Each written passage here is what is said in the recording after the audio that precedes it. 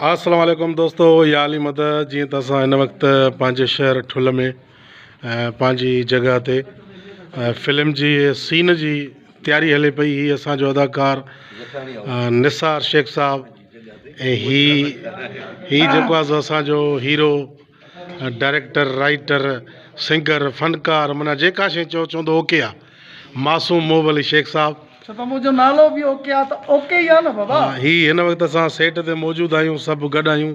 ही असांजा आर्टिस्ट दोस्त अल्ताफ़ मेमन साहब, ये सोहेल भाई साहब ऐं नूर लंजवाणी साहब, ये सभु दोस्त। ही शूट जी तैयारी हले थी।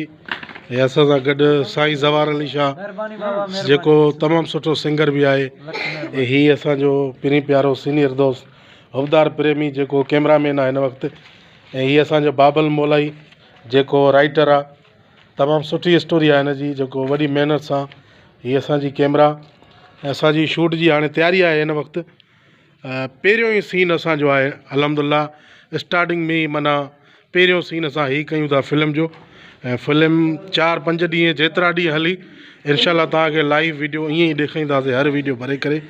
सो सर, तव्हां फिल्म जो नालो ॿुधाए सघो था असांखे? फिल्म जो नालो आहे अगवा, मतलब त फोन ते अगवा। वाह वाह वाह वाह वाह। अॼुकल्ह मसला मसाइल थियनि था। जी जी। अॼुकल्ह छोकिरा नौजवान फोन ते ॻाल्हाइनि था छोकिरियुनि सां, हेॾो होॾो उहे अगवा था थी वञनि। तंहिं करे मूं ही फिल्म ठाहियूं था जंहिंजो डायरेक्टर आहे फ़कीर मोहम्मद खीरो साहब। वाह वाह सर, ही मेकअप त तव्हां कयो था, पर माना सुहिणो त नथो थिए। बसि माशाअल्लाह के काउन वांगे कलर अथव। मूंखे त ईअं लॻे ॼण तए ते चांवरनि जी मानी पई आहे। असांजो मेन कॉमेडियन मशकूर इहो आहे बिली। अच्छा, वायु के माना कॉमेडी करेक्टर आहे। जी जी जी जी, सही सही सही, तमामु बहितरीनु सर। ही सभु दोस्त गॾु आहियूं, इनशाला दुआ कजो। ऐं हर वीडियो तव्हांखे ईअं ई रिकॉर्ड करे ॾेखारींदासीं। तेसीं ताईं ॾिसंदा रहो असांजो ओके टीवी ठुल चैनल। ज़िंदाबाद।